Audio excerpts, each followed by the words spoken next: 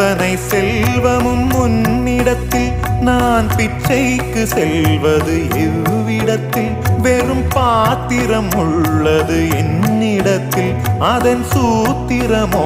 அது உன்னிடத்தில் ஒரு முறையா இருமுறையா பல முறை பல பிறப்பெடுக்க வைத்தாய் புதுவினையா பழவினையா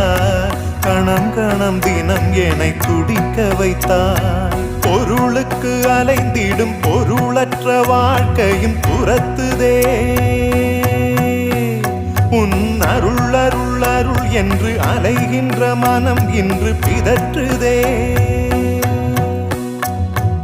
அருள் விழியால் நோக்குவாய் மலர்பதத்தால் தாங்குவாய் உன் திருக்கரம் என்னை அரவணைக்குனதருள் பெற பிச்சை பாத்திரம் ஏந்தி வந்தேன் ஐயனே